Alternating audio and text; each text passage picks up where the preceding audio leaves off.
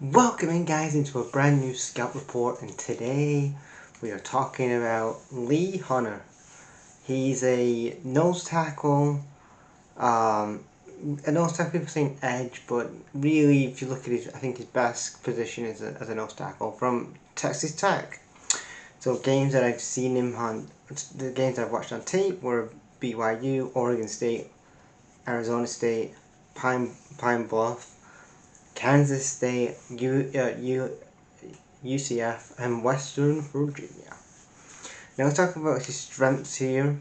First thing that comes to mind and really comes off the page here is his run deep. Again, he's got a dominant force in the trenches. Again, he's definitely one of those guys in the trenches that's a dominant force in there. He's skilled he's skilled at anchoring and shredding blockers to plug gaps.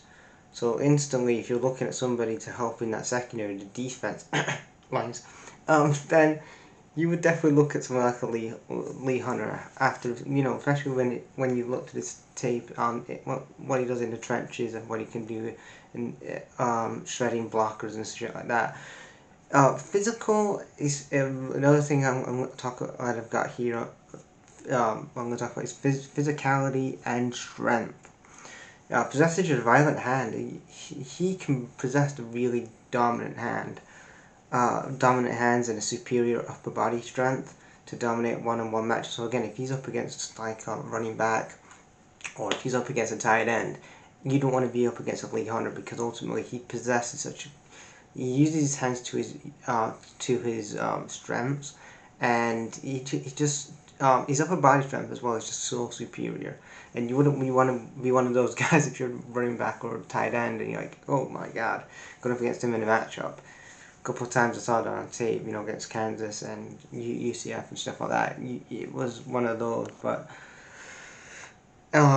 his size and mobility as well. Like he's again, if you look at his size, his frame, he's really ideal, and I think he's one of these guys that I talked about this before, but I think if you're looking at Lee Hunter, he's gonna be one of those guys that he's gonna be one of those hidden gems. I feel like he's gonna be one of those hidden gems that in this defensive class you're gonna be like, damn, you put again. Lee Hunter's gonna be one of those defensive hidden gems. I think in 2020 in this draft, where you look back and go, wow, like whoever got this guy you're gonna have this guy in your defense for the next 5-10 years, and just because again he's got the ideal he's got the great ideal size of for a modern day nose tackle, and um, he, he, he's he's both odd and even, moving well. He can move both great on his left and right foot as well, and I just think he's NFL ready in my opinion. I think he's ready to be a starter somewhere. His power rush is effective as well. He has effective ball rush power, and he can dent anybody in the pocket, which is just again fantastic. Weaknesses: his pass rush needs a bit of work. I think needs to kind of develop more of a diverse arsenal of his pass rushing movements. Because again, so far it's just doing the power moves. So if you just put a couple more moves in his arsenal, and it just improves his pass rushing abilities, I think you're definitely looking at somebody who's definitely going to be a guaranteed starter. Sometimes you if you can see this on tape, but he can consistently sometimes play too much of a high line, and he can be inconsistent in leverage. That means ultimately that he can be inconsistent with leverage, and then he can dominate when he's playing low snaps. And then we'll talk about kind of like his snap reaction here. Needs to improve a bit more on the snap reactions. Needs improvement in the quickness at the snap, particularly when like it's a passing down and like the quarterback's passing to the tight end, like passing to the wide receiver.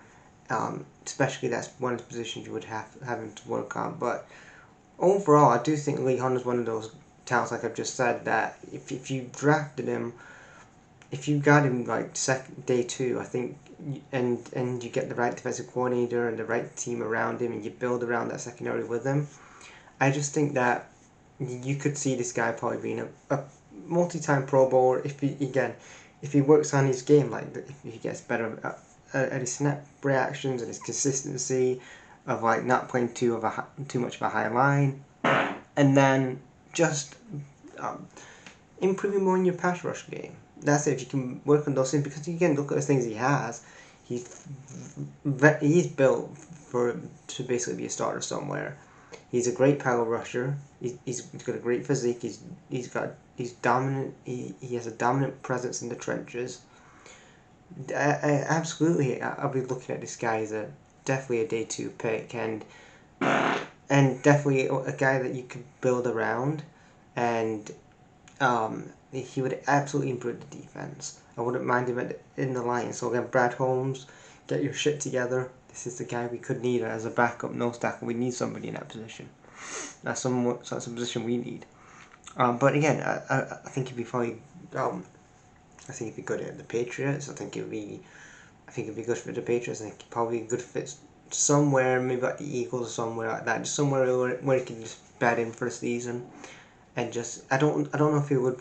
Again, you don't want to put him in like Cleveland or the Jets or Giants. You know, teams I know that they really need a nose tackle and defensive cover, or the Titans. Like again, maybe at the Titans, but you probably want him somewhere where he's not going to start every week, but if he's learning behind some great talent around him, say if he goes to, the Rams, the Seahawks, maybe the 49ers, just somewhere, or even like the Chiefs or somewhere, like if he's working with the Chiefs or something like that, he can just sit and have cameos in 2026.